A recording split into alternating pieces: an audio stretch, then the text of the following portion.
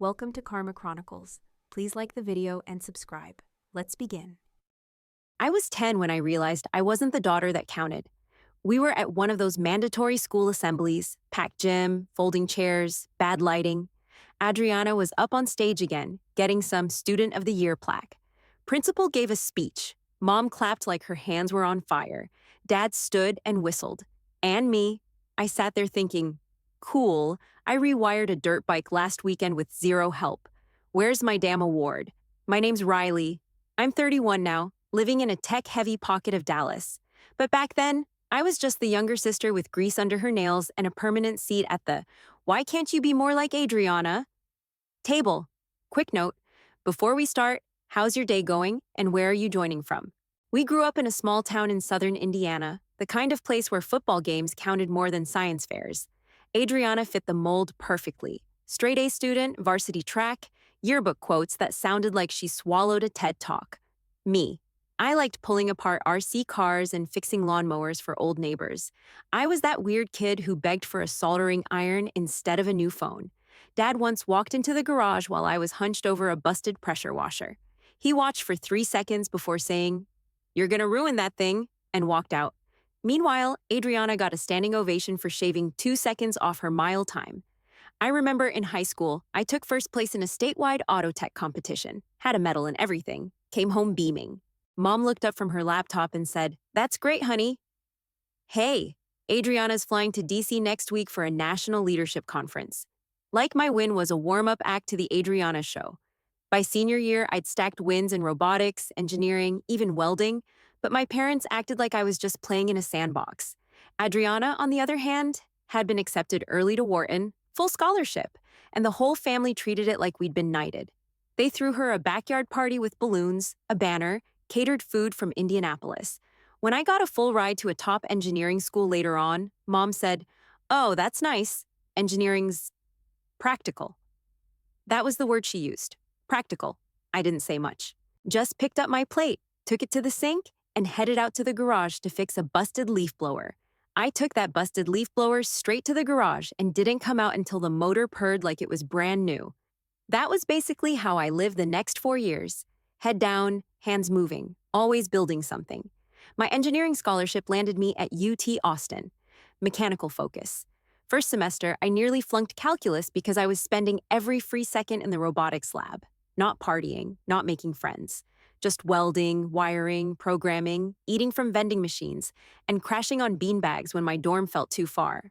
By junior year, I'd gotten pulled into a materials research group working on high-heat alloys for aerospace. The work was brutal. Long hours, trial after failure after trial. But I was obsessed. I wasn't trying to prove anything to anyone anymore. I just wanted to see what I could make work. I got my bachelor's, stayed for the PhD, 5 more years in the lab, published 6 papers, built prototypes that got picked up by NASA interns and DoD grant reviewers. The work kept getting harder and the circle tighter. I didn't care. I was finally where I belonged. Adriana, meanwhile, was playing her own game. She took some marketing analyst job after college, then hopped firms every couple years, chasing bigger paychecks and better titles. I'd get forwarded articles by Mom. Adriana Bennett named VP of Strategy at Mavellian Group. There was one time she got her face on the cover of Indiana Business Monthly. Photo shoot, full-page interview, the works. At Thanksgiving that year, the whole family passed it around like it was a royal portrait. "Oh my God, Adriana, you look so powerful. Does your condo really have a private elevator? I bet your closet's bigger than Riley's whole apartment." I was sitting at the same table, by the way. They just kind of talked around me. So when I won the National Innovation Award for Thermal Systems Design the following spring, huge deal in my field, press release, photos, plaque, ceremony, I thought maybe, just maybe, I'd finally get a little of that spotlight. Mom texted back 2 hours later. "That's great, sweetie. Adriana's thinking of getting a dog. She says it'll help with stress." That was the entire reply. At the next family dinner, Dad said, "So, how's your robot stuff going?" Like I was still tinkering in a high school shop class. I said, "It's going fine. The Air Force is reviewing one of our heat sink prototypes." He blinked. The actual Air Force. "Yeah. Wow. Huh? Anyway, Adriana, tell them about your trip to Spain." Every conversation always swerved back to her. Her travel, her dating drama, her team at work, her new quartz countertops. I didn't even bother bringing up research anymore. What was the point? Once, during a Christmas dinner, my uncle asked if I was still doing the little metal gizmos. I said, I'm finishing a PhD in aerospace materials. He nodded like I told him I cleaned swimming pools for a living. That's neat. I wanted to snap. Just once I wanted to say, do you even hear yourself? Do you know how hard this is? But I just stabbed my ham, forced a smile, and nodded. The worst part, Adriana didn't even mean to rub it in. She just lived. She showed up in expensive heels, dropped buzzwords like Q4 performance and IPO positioning, and everyone thought she walked on water. Meanwhile, I could have invented the damn moon, and they'd still call me the girl who builds robots. So I stopped bringing stuff up, stopped trying to get them to understand. I stayed quiet, worked longer hours, and doubled down on what I knew. I wasn't chasing applause anymore. I was building something that mattered. I was on day 3 of no sleep, hunched over a microscope at the lab, when it happened. We weren't even chasing anything big, just running thermal stress tests on a carbon composite variant we'd been tweaking for drone housings. One of the interns, I think his name was Travis, overcooked a run by like 400 degrees. We figured the sample would shatter, but it didn't. No cracks, no warping. Zero expansion. Not even a thermal signature spike. I blinked. Run it again. Same heat ramp. He did. Same result. I slid the tray out, picked up the piece with tongs, held it under the scanner. No change. It had taken on over 1,000 degrees of heat and didn't flinch. Holy shit, I said under my breath. We spent the next month recreating the accident. Turns out the mix of alloys, carbon lattice, and pressure cycle had somehow produced a structure that absorbed and redirected heat instead of storing it. It didn't balloon. It didn't fatigue. It didn't care how hot it got. This wasn't a lab win. This was next-generation stuff, heat-neutral structural components. You could change the game on aerospace, EVS, orbital platforms, even stealth systems. I called Angela Yates that same week. She was a patent lawyer we'd worked with before. Sharp, fast-talking, no time for bullshit. She read my summary and said, okay, don't tell anyone else.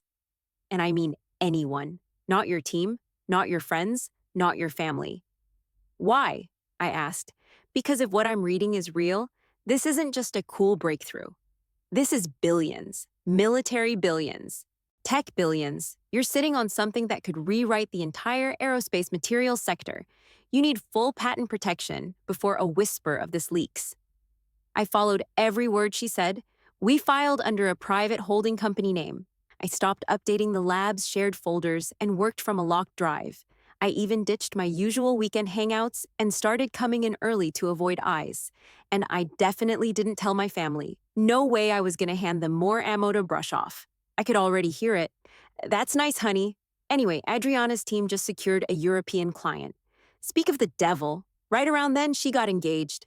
Some VP she met through a corporate retreat. Guy wore cufflinks and used Synergy, unironically. The family went full Hallmark mode. Dad bought champagne. Mom started a group chat named Adriana's Big Day.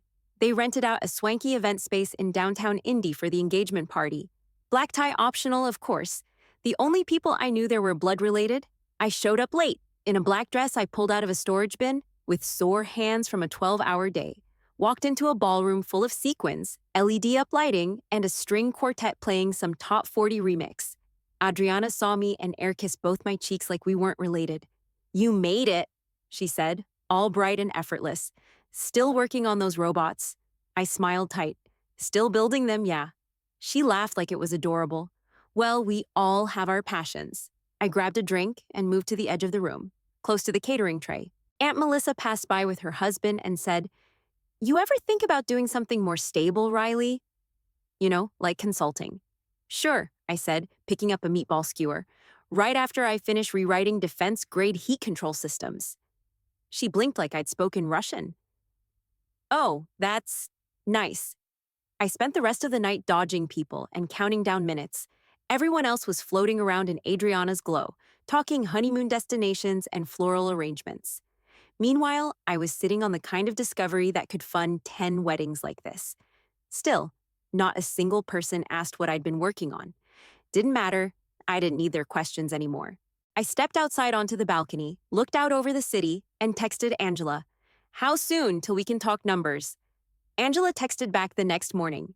6 to 8 weeks. It's moving fast. Christmas hit right in the middle of that waiting window. Normally, I'd skip it, but this year the whole extended family was flying in for Adriana's formal engagement announcement, like the party hadn't already happened. Mom turned the house into a catalog spread. White lights, matching napkins, even folded name cards on the dinner table. I showed up with a travel case in the back seat. Inside was a palm-sized test rig I'd built to measure localized heat redirection in controlled layers. It wasn't flashy, but it worked. I'd planned to run some data on the drive back that night, so I kept it in my bag and didn't mention it. The second I walked in, it was all Adriana. Again. She was in a red cocktail dress, glass of wine already in hand, showing off the ring like she'd won the damn lottery. Uncle Nate toasted with spiked cider. Grandma asked if the wedding would be international. Someone brought up honeymoon spots, and a cousin joked about her future kids looking like catalog models. I sat on the armrest of a chair, half listening, half checking my phone. Angela had emailed patent draft revisions, but I didn't dare open them with people hovering. "Hey, Riley," my cousin Tom said, walking over with a plate of pie. "You still doing that, lab thing?" I blinked.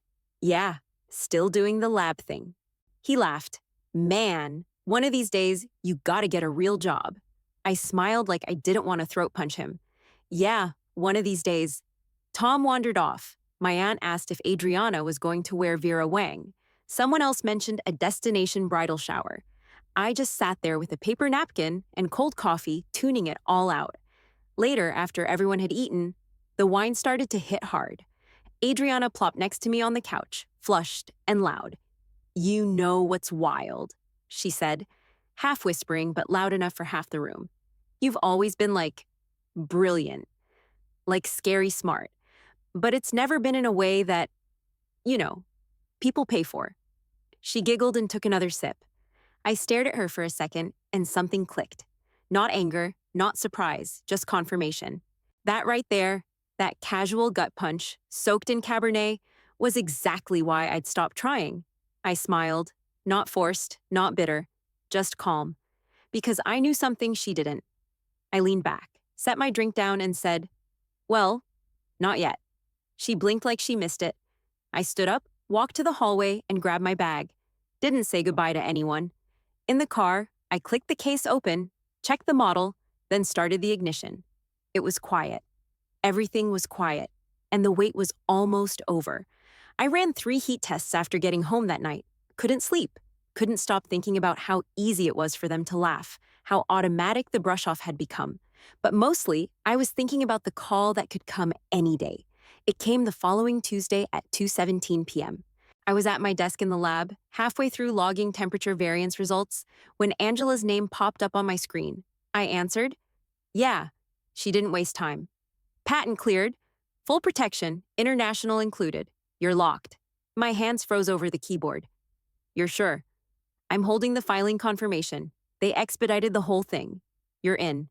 I didn't say anything. My lungs felt like I'd been holding air for a year. I just closed my eyes, leaned back in my chair, and let the silence hit. Angela kept going, voice sharp but calm. "I looped in contacts at Lockheed and Boeing last week. Early interest only, no leaks.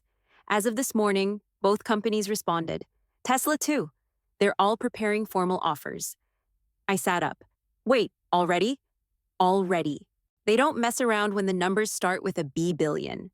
I asked, like I hadn't heard it right. She chuckled.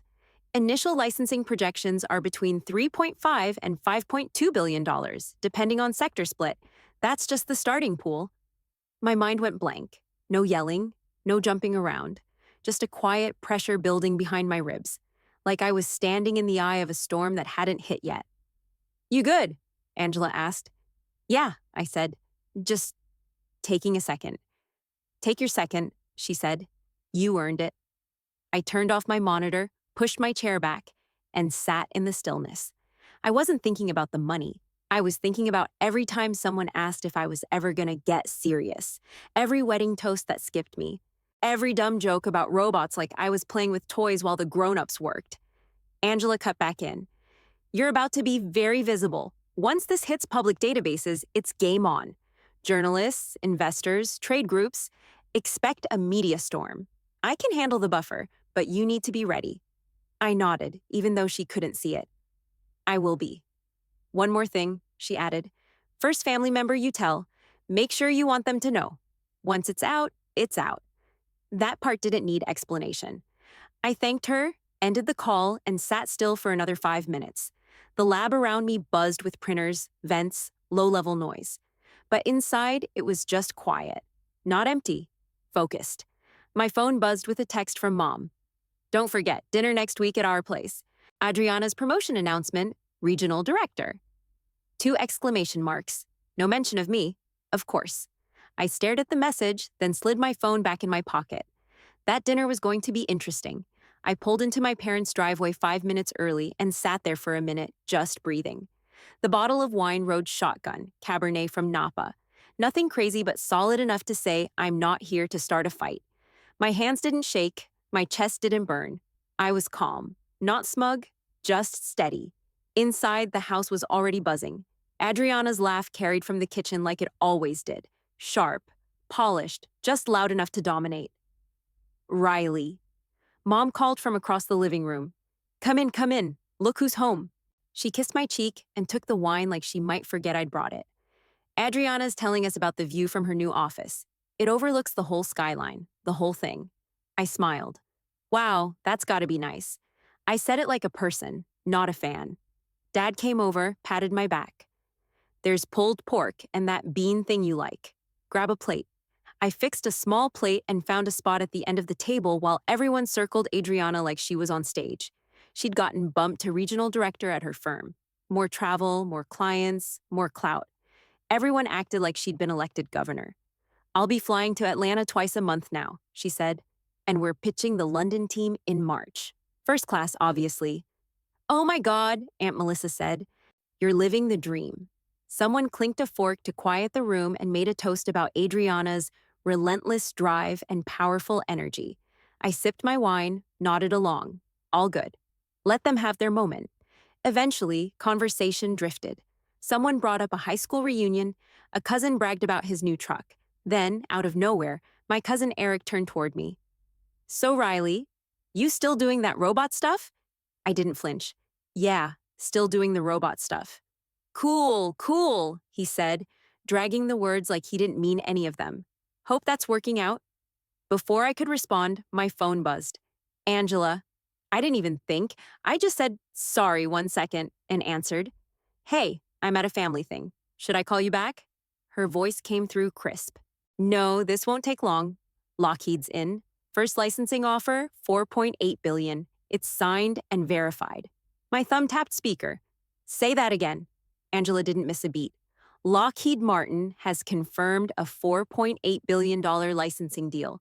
Heat-neutral materials project. You just made history. The room went dead. Forks froze midair. Someone dropped a dinner roll. Dad looked like he forgot how to blink. Adriana's wine glass hovered near her lips. She didn't sip. She didn't move. She just stared.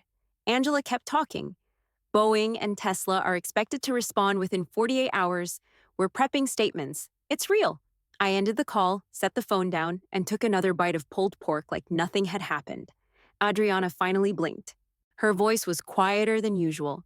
You didn't say anything about this. I shrugged. Didn't seem like anyone was asking. Dad cleared his throat first. Classic move when he didn't know what the hell to say. Well, that's nice, honey, he said, forcing a smile. But Adriana she just made regional director. That's a huge step up. Mom jumped in fast. Right, and she's flying to Europe. That kind of exposure is so rare at her age. I nodded, calm. Yeah, sounds like a big deal. They both looked relieved, like maybe they could steer the ship back to familiar waters. I set my fork down and leaned forward slightly. Just to be clear, though, what we licensed is a thermally stable composite that redirects heat through a non-expanding lattice. Think structural panels that don't overheat, ever. No warping, no fatigue. We're talking about aircraft frames, rocket nozzles, satellite cores, and full-scale power conversion in EV systems. No cooling needed. Eric blinked. Like electric cars, electric everything, I said. It changes the equation. They all sat there, blinking like I'd started speaking in code again. Adriana still hadn't touched her wine. I could see her thinking, fast, hard, trying to piece it all together. Before anyone else spoke, my phone buzzed again. I glanced at the screen. Angela, again. I picked it up. Hey, she didn't waste time. Tesla's in, 5.3 billion, NDA signed. I'll forward the documents. I didn't even look around the table this time. I just said, cool, thanks, and hung up. Now nobody moved. Not mom, not dad, not even the cousins. I didn't make a show of it, didn't gloat. I just looked down at my plate and said, well, that makes Lockheed and Tesla. Boeing should come in by Monday. Adriana finally spoke. Her voice was tight, brittle at the edges. Why didn't you tell anyone? I didn't rush the answer, just let the silence hang for a few beats before I looked at her. Because every time I said anything about my work, it got laughed off or ignored. Nobody asked, nobody cared. I stopped trying. Adriana stared. No defense, no comeback. I turned toward Mom. I brought home medals, awards, research grants. You told me that Adriana's client dinner was more exciting. Then to Dad. You asked me when I'd get a real job 2 years into my PhD. No yelling, no heat, just facts, laid out cold and neat. I sat back and let the words hang in the air like smoke. Nobody said anything. Even the background noise, the kitchen timer, the clink of plates, somehow disappeared. Just breathing and tension. Finally, Adriana looked down.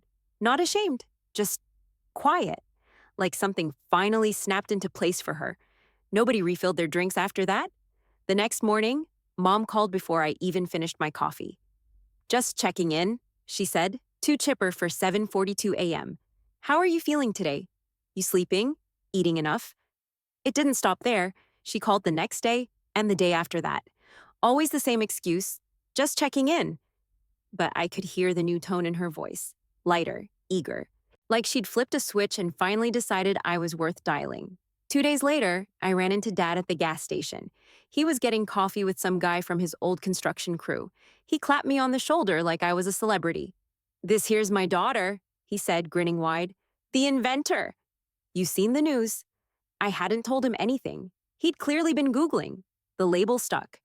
My daughter, the inventor. Not the tinkerer, not the robot girl, inventor. Angela kept the deals flowing like clockwork. Boeing came in strong. 6 billion even, no negotiation. Tesla bumped their offer up another half. Raytheon joined the table, pitching a cross-sector deal that opened up a whole new vertical in advanced energy. We stopped talking in single digits. Everything was billions now.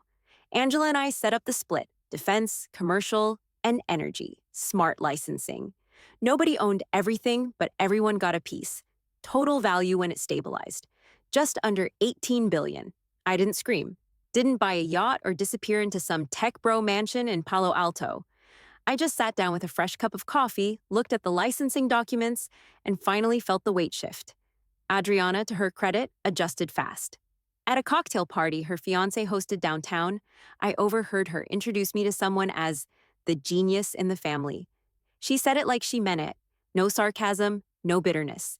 Later that night, she leaned in at the bar and asked, do you think I could ever invest in one of your ventures? I smiled. Maybe. Mom started talking about planning a family dinner, just to celebrate you for once. Dad wanted to show me off to some reporter he knew from the local news. For the first time in 31 years, I didn't feel like I had to prove a damn thing to any of them. Dinner was quieter this time, just immediate family. No champagne, no speeches, no spotlights, just lasagna, garlic bread, and a bottle of wine already half gone by the time I got there. Adriana had just wrapped her first quarter as regional director, and Mom decided we should do something small to celebrate. No one mentioned contracts or numbers, no reporters, just us. Halfway through the meal, I stood up and raised my glass. To Adriana, I said, your promotion's a big deal. You've worked your ass off. You deserve it. She looked up, surprised. Then she smiled, not forced, real. Everyone clinked glasses. For once, I wasn't the one holding back. The weird part, when I sat down, nobody pivoted the conversation. They didn't rush to change topics or deflect. They actually looked at me, listened when I spoke. Dad leaned forward, elbows on the table. Hey, Riley, how'd you even figure out that stuff with the heat? I mean, what made you try that mix? I told him, step by step. He nodded, asked smart questions, followed every word. Mom chimed in, hand on my arm. I showed my friend from yoga the article. She couldn't believe it. She said, "You must be so proud." And I am. She didn't tear up, didn't turn it into a show, just said it, like it had always been true. After dinner, Adriana found me in the kitchen while we were cleaning up. She passed me a dish towel and leaned against the counter. "I never really saw you," she said quietly. Like, not really.